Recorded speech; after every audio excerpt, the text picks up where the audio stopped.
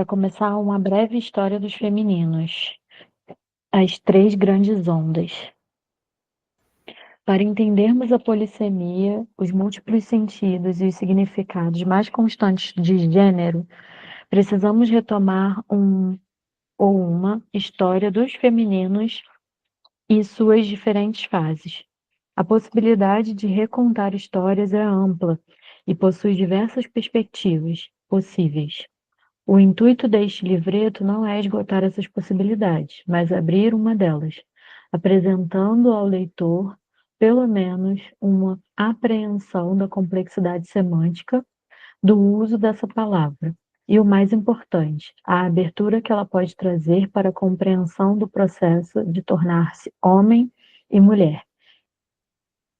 A primeira delas se deu no final do século XIX e começo do século XX, sobretudo por meio da luta das mulheres por direitos sociais, até então elas vedados. O exemplo clássico é a luta pelo direito de votar.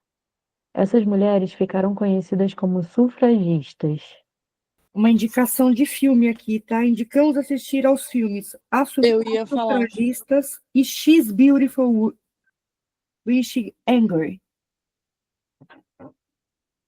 Vocês já assistiram às sufragistas? Eu já As ouvi falar, mas Sufragistas é muito bom. Muito bom mesmo. É muito bom, muito bom. Vale a pena. Quando ela falou das sufragistas e parou em Nota de Rodapé, eu falei, certeza que é o filme. Porque é icônico. É icônico. o lema das sufragistas não abarcava a totalidade de interesses das diversas mulheres, nem mesmo aqueles que outros grupos poderiam considerar como prioritários. Como exemplo, podemos citar em nosso país as mulheres negras recém-libertas da escravidão e que lutavam por condições dignas de sobrevivência e remuneração minimamente justas por seu trabalho, bem como acesso à alfabetização. No Brasil, as mulheres letradas, leia-se, brancas e de classe média, obtiveram o direito de votar em 1932. Porém, o exercício desse direito só ocorreu depois de um longo período histórico marcado por golpes de Estado e pela ditadura militar. É somente com a redemocratização do Estado brasileiro, com a nova Constituinte de 1988, que todas as mulheres tiveram acesso ao direito ao voto, incluindo aí letradas, pobres e mesmo de outras etnias não brancas, como as mulheres indígenas. É interessante quando ela faz esse paralelo trazendo para o Brasil, né? Porque em 1988 eu já era nascida. Eu acho que eu era uma criança, mas eu lembro muito dessa questão dessa Constituição. E, lógico, eu sempre tive professoras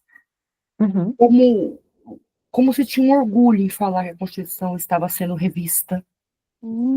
Eu lembro disso como se fosse uma coisa atual, sabe? Porque foi muito falado isso na escola. Para termos de Brasil, a rever a Constituição, eu acho que está num nível assim de parar também o país, né?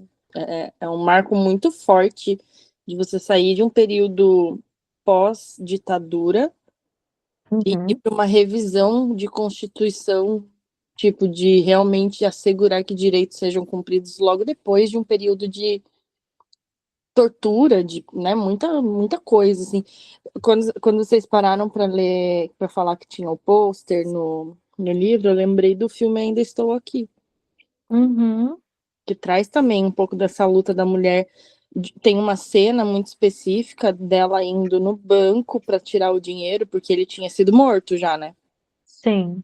E ela indo no banco para retirar o dinheiro e sendo impedida porque não tinha ele para assinar. Tipo, seu marido não tá aqui para assinar, você que se foda. A conta é conjunta, não tem problema, quem assina é ele. Não era uma coisa que a conta era dele, a conta era conjunta. Só E que o ele precisa buraco, autorizar. né? E assim, o que me assusta mais, apesar de ser algo que acontece ainda hoje, é a diferença de quando se constituiu um direito e quando efetivamente esse direito foi Isso. colocado em prática. Porque no livro, aqui, né, no texto, ela diz que obtiveram o direito de votar em 1932. Porém, elas só puderam exercer isso pós-ditadura. 20 anos após isso. 84, é. Uma coisa que eu lembrei sobre quando que é autorizado e quando que realmente entra em prática.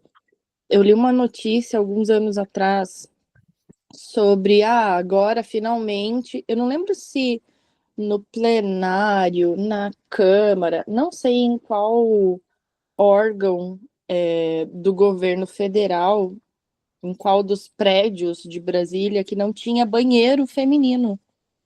E que em 2006 é que foram colocados banheiros femininos. Sim, mas não precisa ir muito longe. Semana passada, a Marina estava ouvindo na Isso! audiência que ela tinha que se colocar no lugar dela de mulher, que ela não estava ali para dar a Isso! opinião dela. Semana passada, gente, Gente, 2025. é muito legendário para pouca sufragista, entendeu? Não, e assim, gente, não vamos muito longe, eu vou aqui. Agora que a mulher pode optar ela mesma por fazer uma laqueadura, Uhum. porque antes você precisava de um homem para dar o aval. Isso. E não estou falando na época da minha mãe foi assim, mas quando eu falei, eu não fiz, acabei não fazendo, mas quando eu fui fazer, quando eu falei em fazer laqueadura, estou falando em 2006, Uhum. você precisava do aval de um homem. Uhum. É um absurdo um negócio desse. Você não tem direito Tem pelo direito próprio próprio ao corpo. corpo. Uhum. Afinal de contas, Você é a propriedade. mulher é um objeto. A mulher é um item na estante, né? Na prateleira, literalmente. Uhum. A segunda onda do feminismo ocorreu durante as décadas de 60 e 70 do século passado. Nessa época de grandes mudanças culturais, muitos dos papéis sociais anteriormente naturalizados para homens e mulheres passaram a ser questionados. A compreensão de gênero que passou a vigorar então foi aquela da teoria dos papéis sociais. Defende-se que há um aparato biológico inquestionavelmente diferenciado entre homens e mulheres, ou seja, homens e mulheres seriam biologicamente distintos, sendo gênero uma construção social a partir dessas diferenças. Nesse momento, ainda se mantinha uma representação singular de homem e de mulher. Essas representações ligavam as mulheres às ideias de bondade, cuidado, maternidade, domesticidade e, por outro lado, homens, a ideia de trabalho, produtividade, embrutecimento, frieza emocional. Além disso, supunha-se que anteriormente aos atos papéis de gênero haveria um sujeito protagonista, ou seja, um sujeito anterior ao exercício desses papéis. As duras críticas a essa concepção levaram à terceira onda do feminismo. Essas críticas vieram, sobretudo, de um lado, de mulheres que não se viam representadas na representação de mulher, por exemplo, mulheres negras, latinas e lésbicas, e, de outro, homens que não se viam representados nas representações de homem, tais como homens gays, negros e latinos. Aí tem uma nota de rodapé, 8, Samira. A história de Sojourner Truth, uma mulher americana negra nascida escravizada e libertada quando a lei da abolição nos territórios do norte dos Estados Unidos, em 1787, exemplifica esse questionamento e foi amplamente usada pelo movimento das mulheres negras. Eis sua famosa fala: e eu não sou uma mulher? E eu não sou mulher? Olhem para mim, olhem para o meu braço, tenho arado e plantado, e juntado em celeiros, e nenhum homem poderia me liderar. E não sou uma mulher? Posso trabalhar tanto quanto e comer tanto quanto um homem, quando consigo o que comer, e aguentar o chicote também. E não sou uma mulher? Dei à luz a 13 filhos, e vi a grande maioria ser vendida para a escravidão. E quando eu chorei com a minha dor de mãe, ninguém, a não ser Jesus, me ouviu. E não sou mulher. Me doeu, hein? Eu também. Nossa. E olha que nem mãe eu sou e já pegou. Dei à luz a 13 filhos e vendi todos à escravidão. Nossa. Olha que Era é gado, né?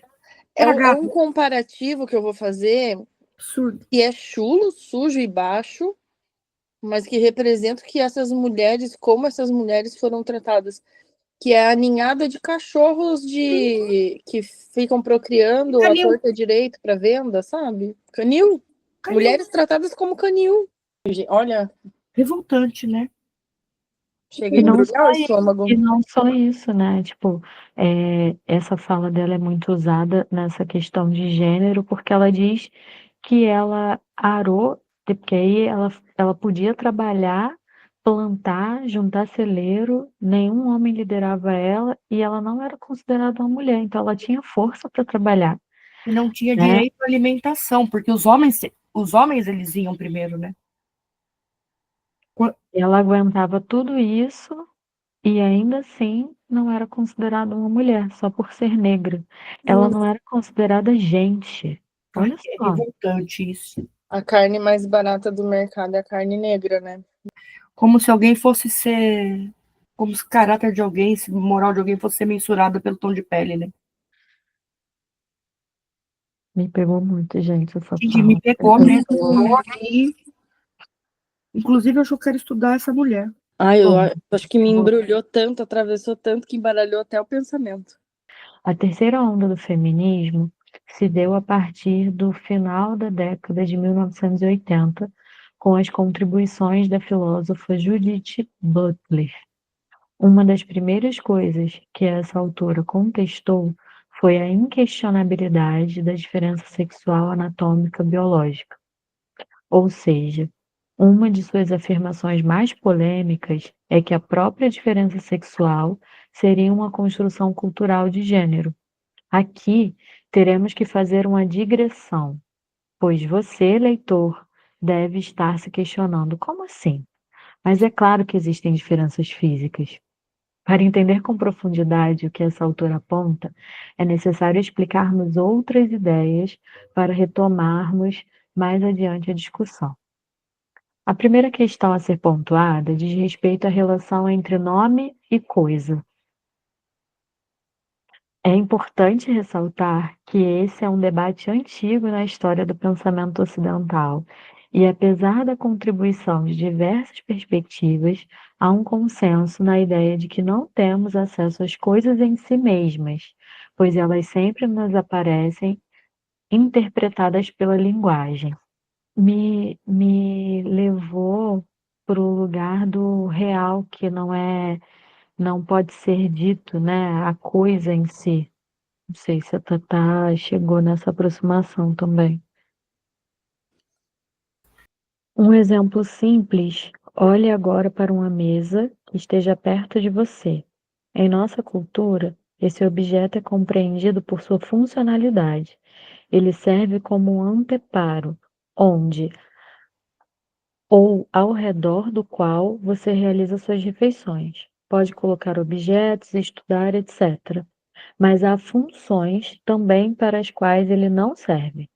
Imagine que essa mesa pudesse ser lançada de um avião da FAB em plena floresta amazônica e fosse encontrada no topo de uma árvore por uma comunidade sem contato com a cultura ocidental.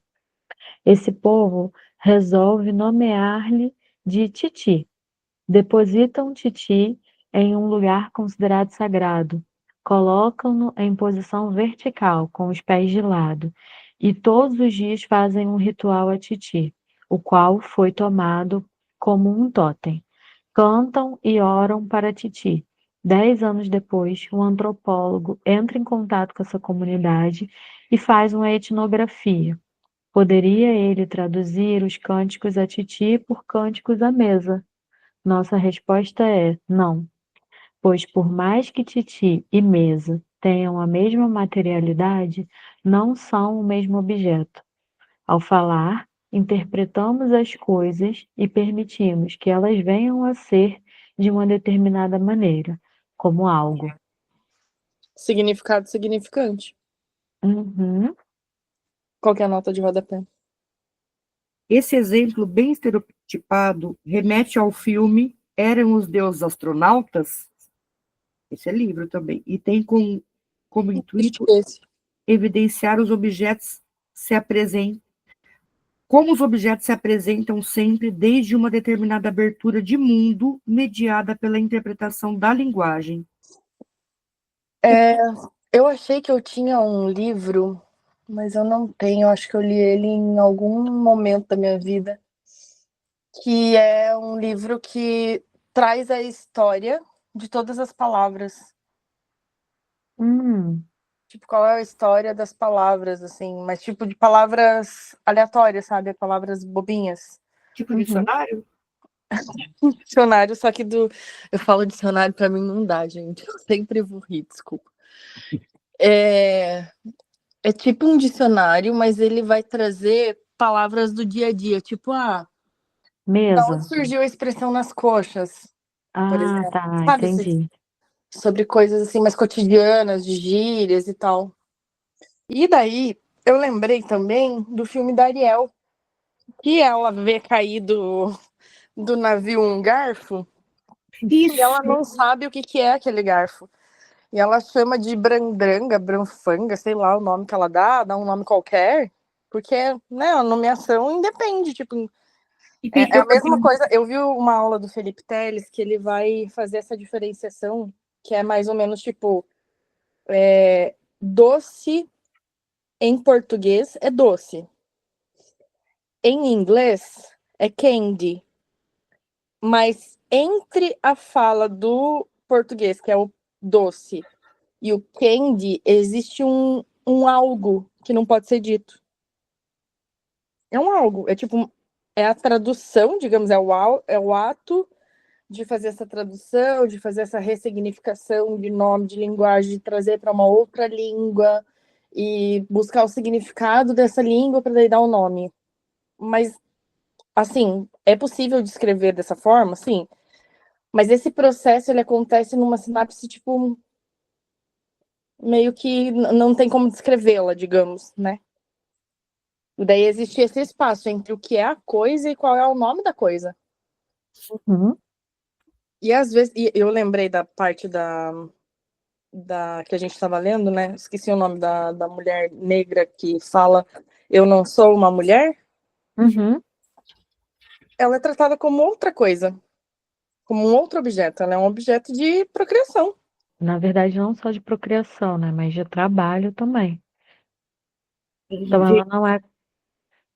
Os seres escravizados, as pessoas que foram escravizadas, mas eram tratadas feito animais. Uhum. Até pior que animais, né? Porque às vezes nem alimentados eram.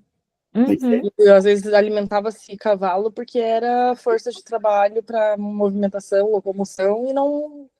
E escravo para quê? Vai alimentar para Os quê? melhores cavalos comiam mais, os melhores escravos comiam mais.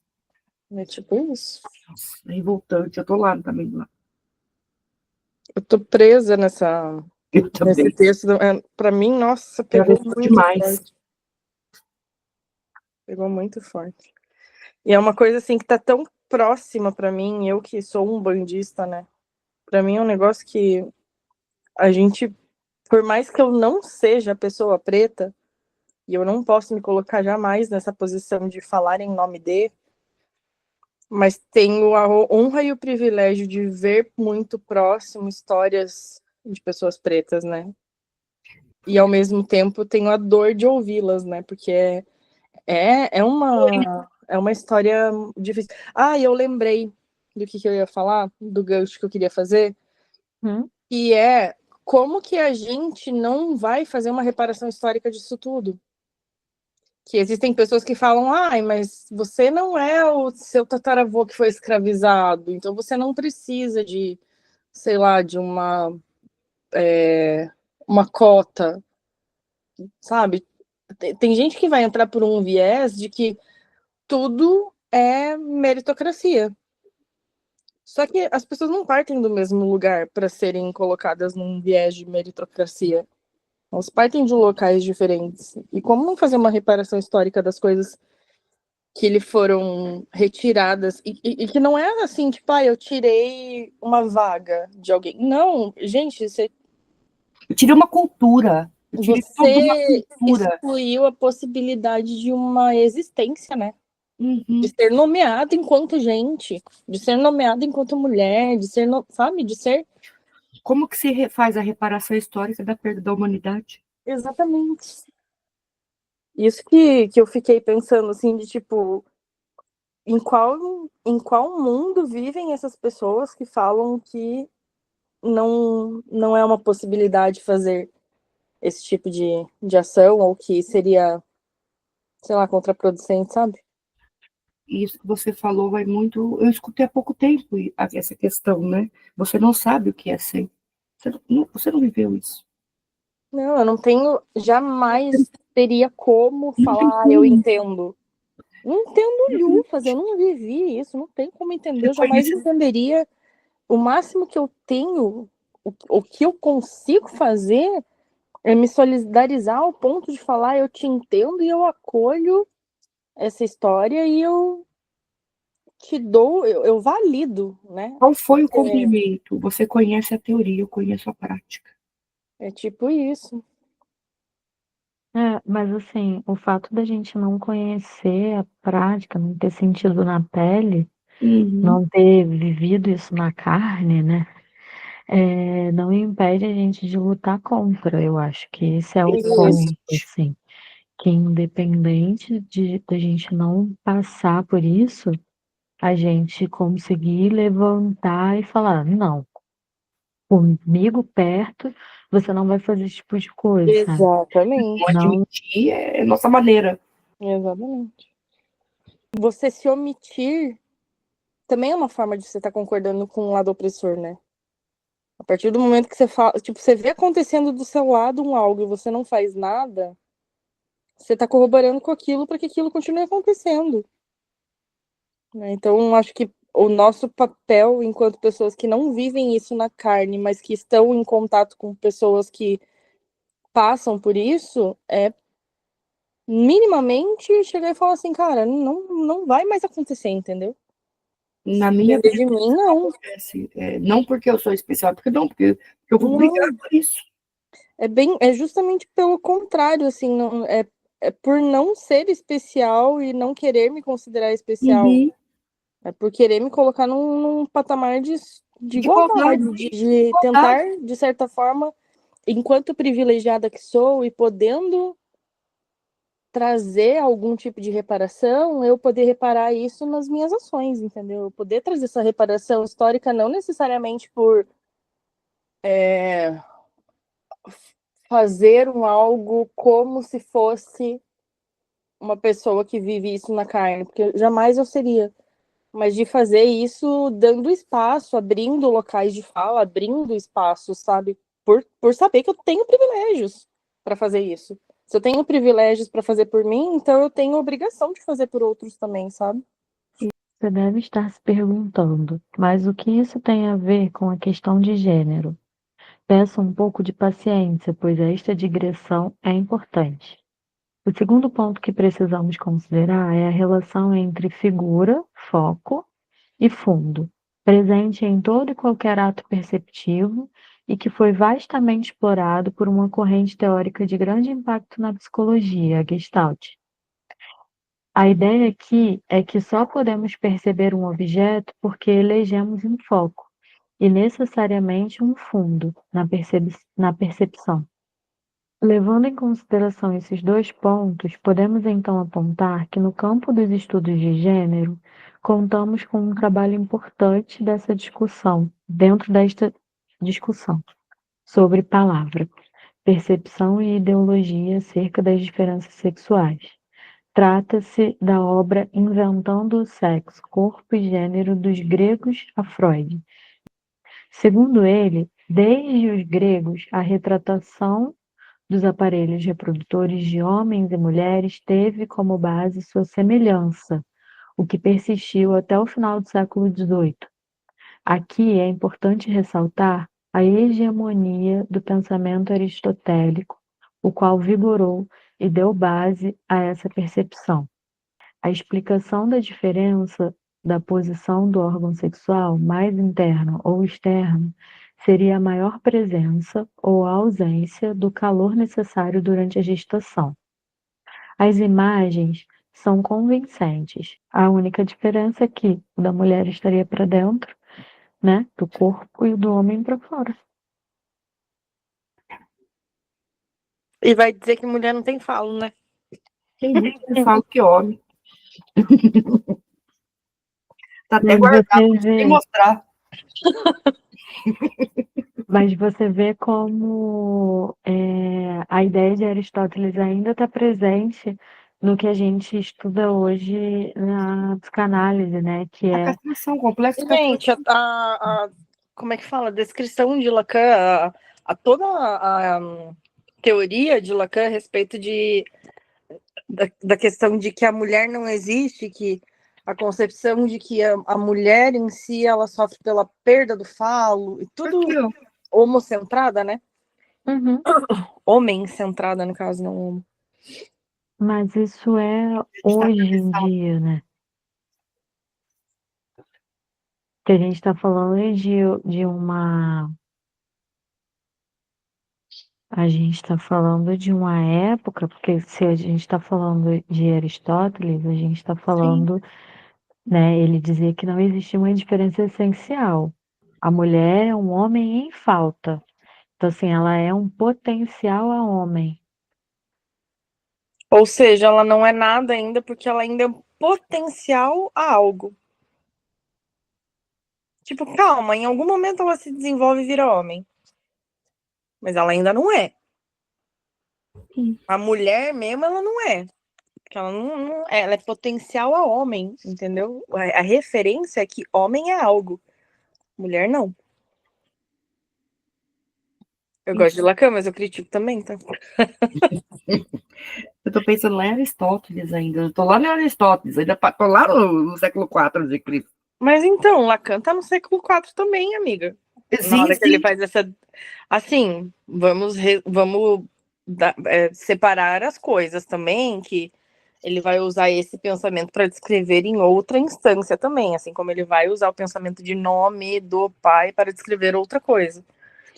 Mas assim, ele vai buscar muito atrás, né? Quando é mulher. Uhum. Eu acho que é um pouco do. Como eu não entendo, eu preciso buscar nos primórdios. Só que se a gente for nos primórdios mesmo, a gente vai descobrir que a mulher ela era detentora. Tipo, existia o matriarcado antes do patriarcado Exatamente. vigorar. Foi Entendeu? lá no cristianismo, na origem do cristianismo. Isso. Se for parar para pensar, existe um livro que é do. Como que é o nome? Joseph Campbell, que é um filósofo que fala sobre mito e religião. Uhum. Ele vai falar sobre a criação das religiões, não da religiosidade, né? Mas das religiões como foram constituídas e que todas elas partem de uma mãe, de uma mulher enquanto instância de alto grau, né? Sim, olha só, vamos pensar da mãe natureza. Isso. O que mais nós podemos pensar no matriarcado?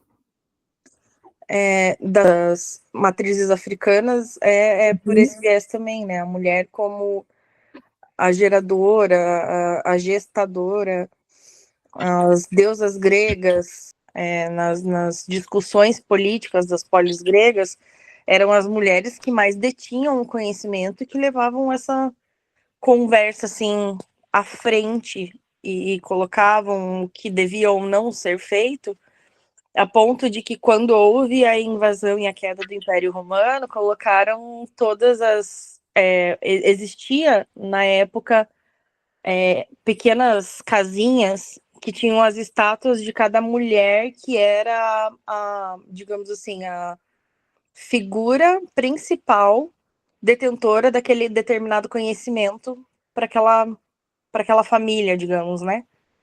E quando foi invadida Roma, que teve a queda do Império Romano, a primeira coisa que fizeram foi decapitar as mulheres. Além de destruírem todos os, né, entornos, eles decapitaram as mulheres, porque justamente houve esse processo de calar. Pular 15 séculos, tem as bruxas queimando na fogueira. Isso. Que era detentora de conhecimento também. Parei de militância. É impossível não militar com esse livro, velho. Não dá, não tem como. Com raiva de Aristóteles agora. Hoje deu raivinha de Lacan. Dá pra assumir? Não, eu só hoje. É só hoje, depois passa. E há uma grande mudança na forma de retratar o aparelho reprodutor de homens e mulheres a partir do século XVIII. Se antes o foco eram semelhanças entre os corpos, passou-se a enfatizar as diferenças. Isso ilustrava uma modificação na percepção das pessoas no que tange às relações homem-mulher. Há uma mudança de gestalt, e as semelhanças passam para um segundo plano, para o fundo da percepção. Antes que o leitor se apresse em responder, afirmando certa evolução no desenvolvimento da ciência, Lacan é taxativo. A história da representação das diferenças anatômicas entre mulheres e homens é independente das verdadeiras estruturas desses órgãos. Segundo ele, tratava-se muito mais de dar conta das mudanças sociais que estavam em plena ebulição nesse momento. Como sabido, foi no século XVIII e XIX que ocorreu a consolidação do capitalismo, com a Revolução Industrial. Esse sistema trouxe profundas mudanças sociais para as sociedades ocidentais, mas talvez uma das principais tenha sido a ideia da possibilidade de mobilidade social.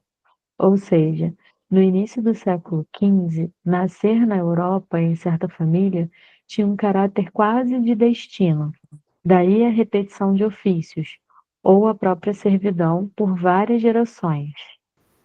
Nota de rodapé. Muitos sobrenomes europeus remetem à profissão que era tipicamente exercida naquela família, sobretudo de classes não nobres: ferreiro, padeiro, agricultor, cobrador de pedágio, etc. Baldwin discute essa origem e aponta que surgiram da necessidade de distinguir os grupos familiares. É herança de uma estrutura medieval inserida na sociedade da época e que perdura até nossos dias. Os sobrenomes, em especial os italianos, no seu processo de formação e surgimento. É uma analogia bem mais fácil de visualizar. Se você era de uma família que cuidava das ferrarias, você era os ferreiras. Uhum. Né? Tipo, uma coisa que a gente traz até hoje, que ganhou uma nomenclatura por conta do ofício, que é o que a gente falou na primeira leitura sobre esse livro, que ela, na hora que ela vai descrever as mulheres, ela descreve por profissões, lembra? Uhum. E aqui também trazendo como a estruturação de sociedades, como não existe um sobrenome, Tiago é Tiago, Vanessa é Vanessa, Lilian é Lilian, cada nome é um nome e não tem um sobrenome para descrever um algo a mais. Então você se constitui enquanto primeiro nome. A partir do momento que começa a ganhar corpo, ganhar grandiosidade, expansão, vai existir mais um outro Tiago. Ah, é o Tiago que é da família dos ferreiros. Então, Tiago Ferreiro. E começa a se nomear para poder fazer distinção. Não é por conta dos corpos ou por conta das especificidades biológicas, mas por uma necessidade cultural social. Porque, por exemplo, os senhores que tinham escravos também nomeavam esses escravos com nomes, por exemplo, da Silva. Silva remetia a uma árvore, se eu não me engano. E daí, por isso, os Silvas, porque eram daquela coisa que tinha a Silva. Ou os Pereiras, das peras. Ou os Oliveiras, que são das olivas, porque o senhor feudal tinha aquela propriedade de terra, que tinha oliveiras. Ó, eu Então, achei. os escravos, os negros, eram, sei lá, João Oliveira, porque era daquela propriedade. Eu achei Tipo isso. uma reportagem aqui do Estadão, Hum. falando de Juno, tá? Uhum. Etimologia monetária. Hum. Deusa romana, protetora do Estado. Hum. Uma das divindades mais complexas da teologia romana. Juno tinha diversos epítetos, facetas ou funções. Interessante, né? Interessante. Pode ser que remeta realmente a alguma coisa de função, porque como era a família de Júlio César, ele era ligado à política, né? Uhum. Daquele momento O histórico. Senado, né? O Senado lá era político. Isso, então talvez seria tipo a família dos senados. Como se hoje, se a gente fosse dar o nome à coisa, como se a gente falasse, Samira senadora. Vamos continuar aqui, que a gente já está indo lá Volta para para outro. coisa boa, vamos falar, A gente já vamos falar da saiu da nova tecnologia. hermenêutica do texto. Vamos voltar para a hermenêutica do texto? Muito obrigada.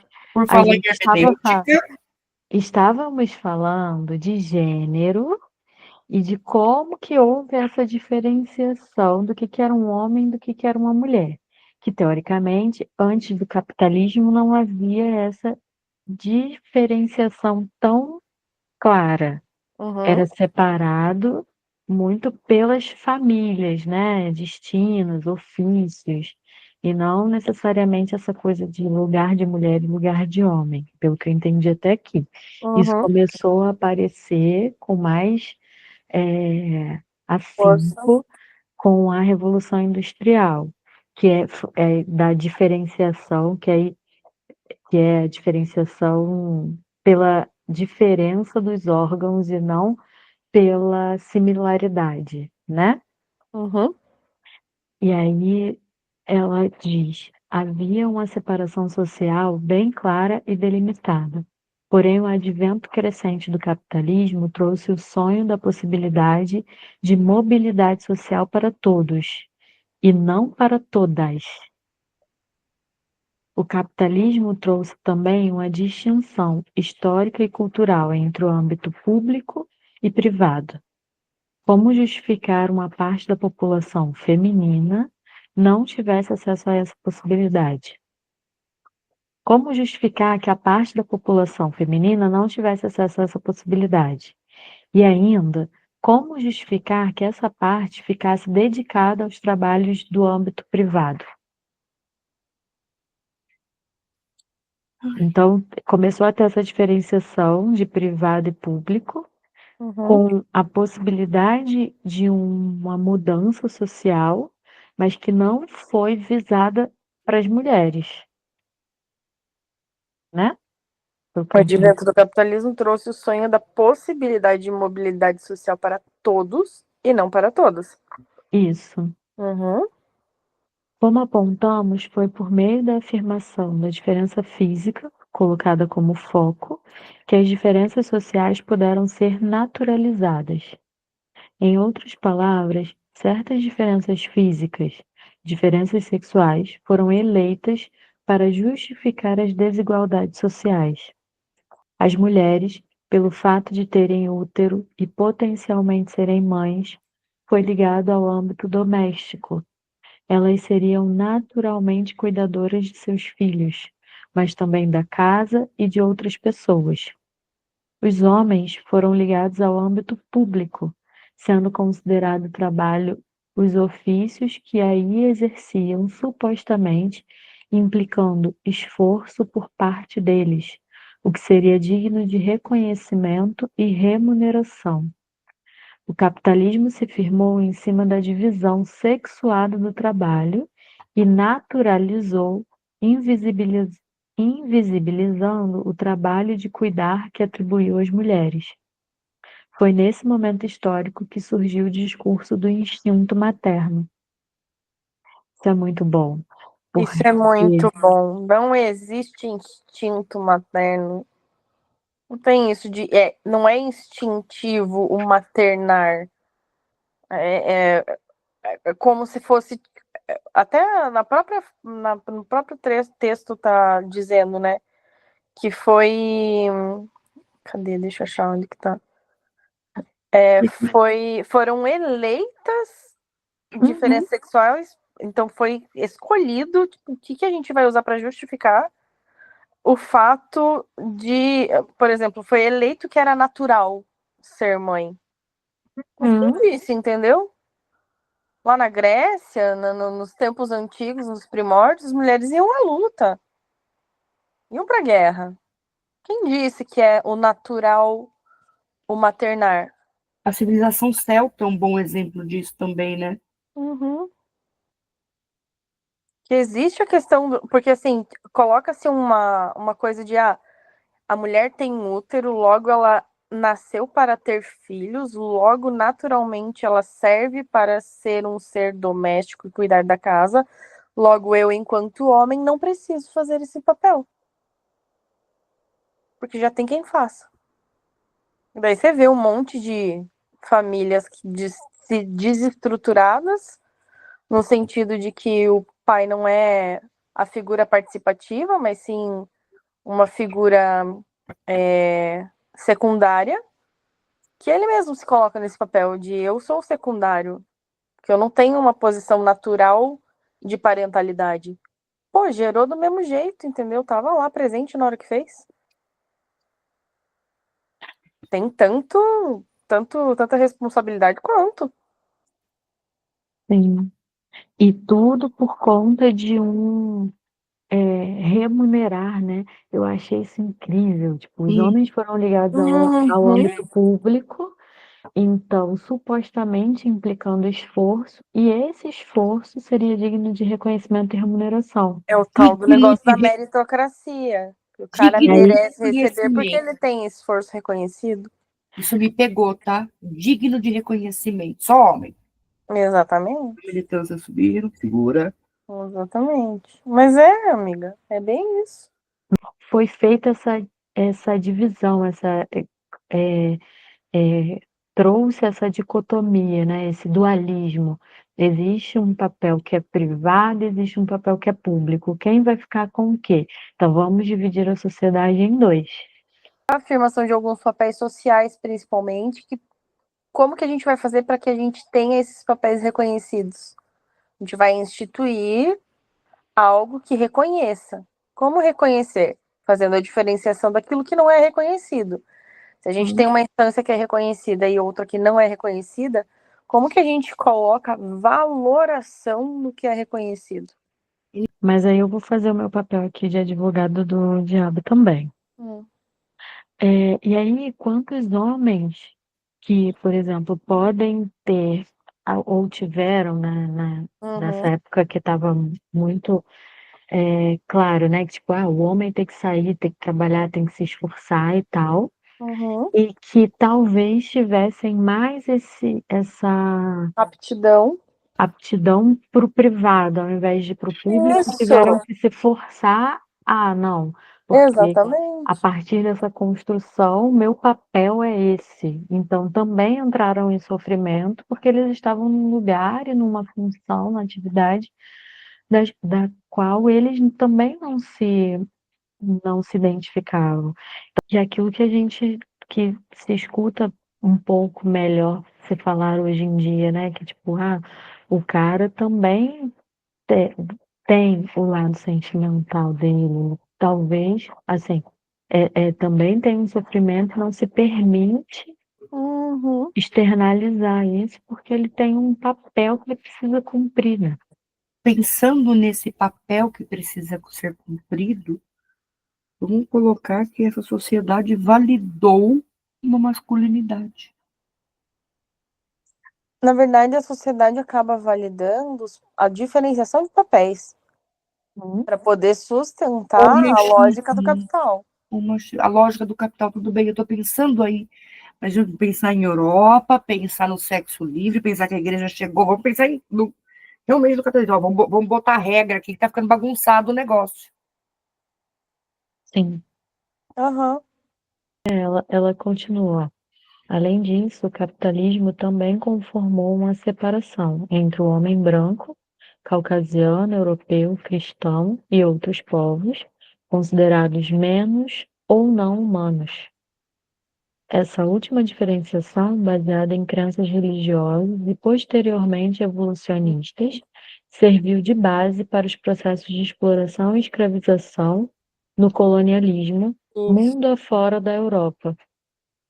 Eu acho que eu fui para esse viés antes do texto. Uhum. E é justamente isso, assim, de você colocar valoração ao tal ponto de falar, beleza, a gente já deu valoração para o homem e tirou a valorização da mulher, mas isso ainda não é o suficiente para eu ter o domínio político da coisa, ou ter o domínio do que eu quero para condução dos caminhos aqui que eu quero que seja seguido.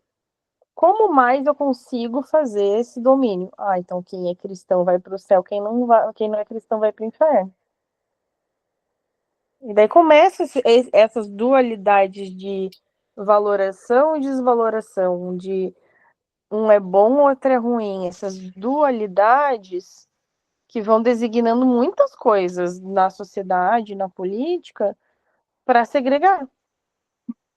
Até a gente chegar e culminar num raça ariana e judeus, por exemplo. Pois é. O racismo se estabeleceu assim, primeiramente em bases religiosas e, em um segundo momento, em fundamentos supostamente científicos. O Ai, racismo científico. Esse aspecto é importante, pois racismo e sexismo têm em comum tanto o sistema econômico que os criou, quanto o modus operandi. Vou para a nota de rodapé, que é mais interessante ainda, tá? Uhum. Importante ressaltar que, além do racismo em seu braço fenótipo, também houve o racismo cultural, inferiorizando e diabolizando, no sentido cristão, crenças, costumes, modos de organização política e religiosa de grupos diferentes dos brancos e ocidentais. houve uma perseguição tão grande desses negros que vieram e cultuavam os orixás da matriz africana, que para poderem cultuar, para poderem ter liberdade de culto, liberdade de orar, sabe? Liberdade de poder orar a Deus e pedir para que não seja chibateado no dia seguinte, porra. Para ter essa liberdade, eles tiveram que meio que proteger as imagens e transformá-las em outras coisas. Tinham sequer a liberdade, eles eram tão coisas, não eram tratados como menos do que pessoas, e sim como coisas, tanto que nem liberdade de orar para aquilo que acreditavam tinham. É absurdo parar para pensar que você não tem liberdade nem de acreditar no que você acredita. Eu estive numa igreja no Recife, acho que foi em Olinda. Se não me engano, foi em Olinda, tá? Uhum. A igreja ela era restrita, igreja católica. O povo lá cristão, fazer o bem, não olhar a quem. Os Uhum. escravos eram impedidos de entrar na igreja. Que a igreja era para brancos, que tinham espaço para os escravos Uhum. e para os negros. Mas isso faz parte da história do Brasil e de vários lugares do mundo, né? É, no geral, assim, não é uma coisa, como é que eu posso dizer, Era exclusiva. moralmente aceito, é isso que eu quero dizer. Não era imoral fazer algo assim. Mas é porque estava instituído isso num contexto geral mesmo. É isso que a gente está falando. Tipo, Uhum. não era uma coisa exclusiva, da religião, né?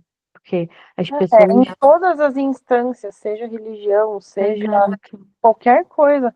Por exemplo, hoje eu tomo um cuidado para usar algumas expressões que a gente cresceu falando. Uhum. Quadro negro, ou palavra que a gente usou e que é da tradução do alemão mesmo, que a gente falou, né, sobre o denegrir, traz Uhum. uma conotação pejorativa.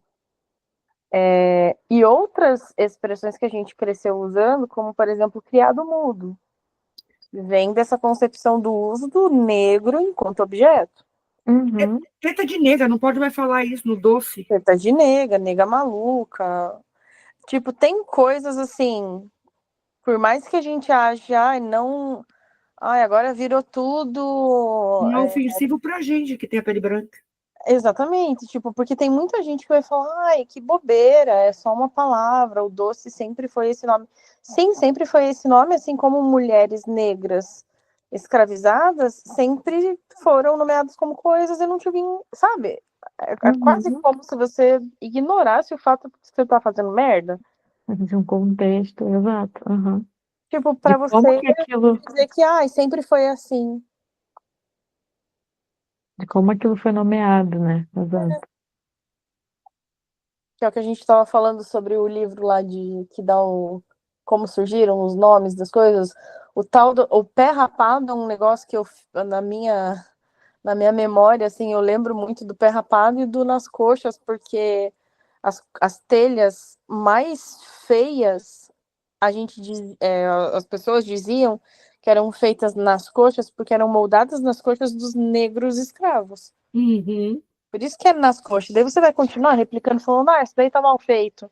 Ah, tá feito nas coxas. Se continuar replicando, se agora você sabe de onde vem, tipo, Uhum. né, é uma coisa assim, se você sabe, se você não sabe, existe ainda a chance de dar o espaço da dúvida, o espaço para sua ignorância de não saber, né?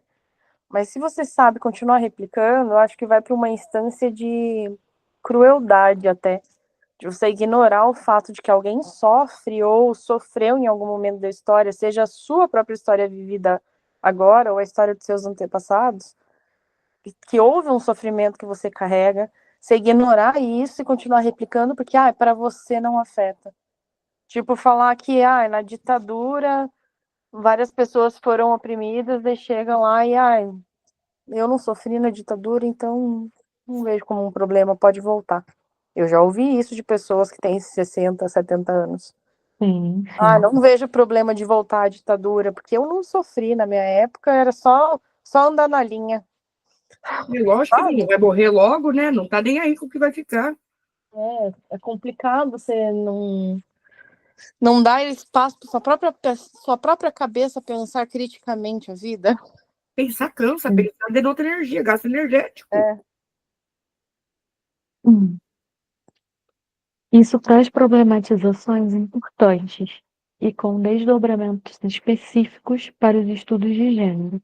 O papel das interseccionalidades trata-se não apenas de um somatório de diferentes opressões, mas como elas se entrecruzam e adquirem conformações específicas para certos grupos.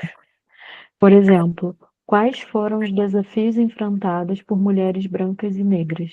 Enquanto as brancas eram vistas como procriadoras dos filhos legítimos, puras e castas, quase semelhantes à imagem de Nossa Senhora, as negras eram vistas como procriadoras de novos escravizados, como coisa reproduzindo outros sujeitos coisas, Que forte. brutas, sexualizadas e animalizadas. as cadelas de canil. Uhum. É, Enquanto a gente tinha como é que fala? Lulu da Pomerânia, branquinha, dentro da casa, ganhando bom e do melhor, com joias no pescoço, que é a icônica frase da Maria Antonieta, se não tem pães que comam brioches, como se não tem pão, vai ter brioche, minha querida, só você que tem. Então, é esse olhar só para o próprio umbigo e ignorar que do lado de fora acontece uma outra coisa que, porra, é difícil, assim, de aceitar hoje em dia que pessoas não... que têm um mínimo de cérebro funcional não olhem para isso, entendeu? É difícil de aceitar. Não, e é interessante que na contemporaneidade a mulher ela é maioria e ela segue sendo tratada como minoria. É a maioria em número, E mas sim, não em voz. pois é. Porque sempre tem alguém para calar, tipo Marina no plenário. Se ponha no seu lugar. Nem tendo título igual ao dele, ela merece o mesmo respeito que ele tem pelos outros, né? Tipo, Exatamente. loucura. Que absurdo. E é mais absurdo ainda pensar que nós não estamos falando de um velho caquítico de 80 anos, entendeu? Que poderia estar preso a esse pensamento antiquado, conservador, ancestral e antiquado, né? Porque ancestral que já vem de muitos anos, Aristóteles já dizia, né? Mas a gente vê pessoas muito novas rememorando isso e mulheres corroborando com esse machismo também. Foi efeito da pandemia isso, essa regressão no pensamento lógico das pessoas? Porque isso pode ser pós-pandemia, o Covid deve ter afetado alguma parte cerebral, porque não é possível, velho. As pessoas estejam num ponto de vamos regredir nesse caos, entendeu? E há uma regressão mesmo, né? É uma regressão. Você para pensar, quem está fomentando? Porque hoje, estudando, a gente consegue entender lá no século XV, por exemplo, que a igreja fomentava isso. Hoje em dia, a igreja tem um certo poder tal, mas não sei se é o que está fomentando, entendeu? Mas nem acho que também tenha essa posição Não mais tem essa tão posição forte. mais. Isso. Então, assim, de onde vem? Entendeu? Mas De eu onde vem? vou te falar que eu acho, assim, minha opinião, tá? Não sou uma grande estudiosa sobre isso, para poder falar com certeza, né? Mas não é que existe uma regressão. Eu acho que o que existe hoje é uma maior divulgação. Que esses movimentos, no fundo, eles sempre estiveram aqui. Mas como a gente tem uma possibilidade de pulverizar esse pensamento, de ver essas coisas acontecendo com uma maior facilidade por conta do boom da tecnologia, das redes sociais e tudo agora, o povo pega uma câmera para filmar, acontece um acidente, a pessoa ao invés de ir lá ajudar, ela pega o celular do bolso para filmar quem morreu, quem não morreu, entendeu? Então, e essa facilidade de, tipo, transmitir uma ideia acaba dando pra gente um entendimento de que as coisas voltaram a acontecer. Eu acho que elas nunca deixaram de acontecer. Eu fiquei pensando sobre essa coisa da pulverização da informação e do quanto ganha força, tipo, bolha. A gente vive sempre nas nossas próprias bolhas. Não adianta a gente falar que a gente não vive as nossas bolhas, porque a gente tem uma parcela de vivência dentro da nossa própria bolha, sim. E como a gente pulveriza dentro das próprias bolhas hoje com maior facilidade, a tendência aos extremismos, ela aumenta. Seja para um lado, seja para o outro. Não estou colocando nenhum peso para nenhum dos lados aqui. Os extremismos estão acontecendo para os dois lados. E existe uma coisa, eu estava discutindo com alguém esses dias sobre essa coisa da polarização política, de ter que ser sempre ou esquerda, direita, ou democratas ou republicanos, ou isso ou aquilo, ou 8 ou 80. Não existe a possibilidade, lógico, existem partidos, lógico que existe o centro, lógico que, né? Existem os extremos, mas para chegar lá existe um caminho. Isso, mas esse caminho ele nunca ganha força. Ele nunca é um caminho considerado. Ele sempre é caminho. Entendeu? Ele nunca é uma posição de beleza, eu posso permanecer aqui, entendeu? Um pouco daqui, nem tanto ao céu, nem tanto ao inferno. Eu posso permanecer numa situação de equilíbrio, né? Nesse sentido, assim, de ponderar o que é melhor e mais positivo de cada lado. Existe sempre essa coisa do eu tenho que pender para uma escolha. Eu preciso escolher, eu tenho necessidade de escolher, que é isso do que a gente vem falando desde o início do texto, que é o valorizar um lado e menosprezar o outro. Então não tem essa coisa de, tipo, como que eu valorizo um lado sem menosprezar o outro? Eu acho que essa posição, principalmente pensando enquanto mulher, assim, né? A nossa busca, pelo menos o que eu penso enquanto busca de posicionamento enquanto mulher, numa militância de feminismo e não de femismo, que é diferente, é de colocar essa posição do como eu posso ser o nem 8 nem 80, né? Como ponderar, como ser ponderada nessa posição de não me colocar em submissão, mas também não me colocar em ponto de exclusão do diferente, né?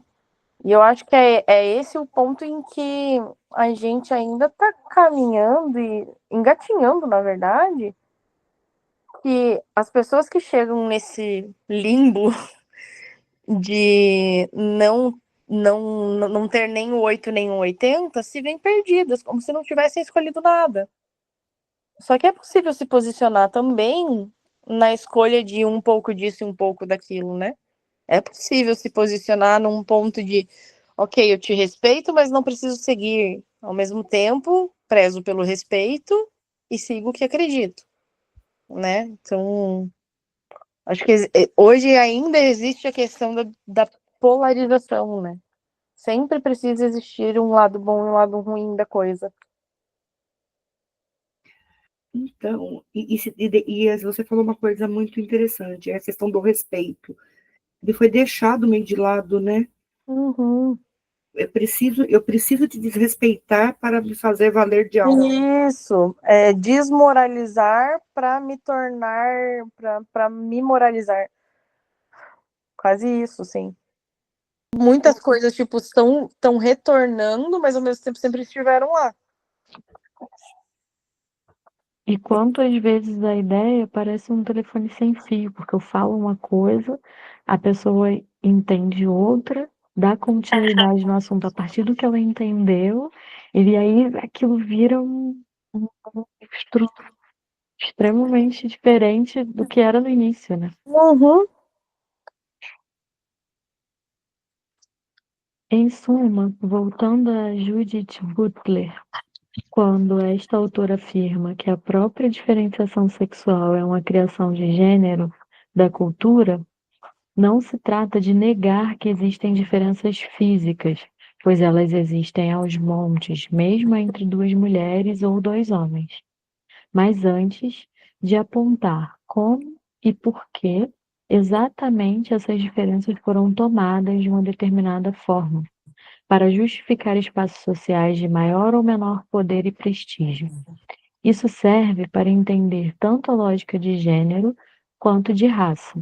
E mais, gênero foi lido de forma binária e como um par de opostos, feminino e masculino, sem interseção em comum, valorando socialmente de forma diferente atributos a eles relacionados. Fazer uma leitura interseccional dessas qualidades é fundamental. Por exemplo, enquanto se espera servidão, subserviência e disponibilidade em ajudar os outros de mulheres em geral, essa expectativa é ainda maior em relação às mulheres negras. Destacamos, portanto, que gênero é um conceito relacional e implica sempre relações de poder, de privilégios, de maior ou menor prestígio.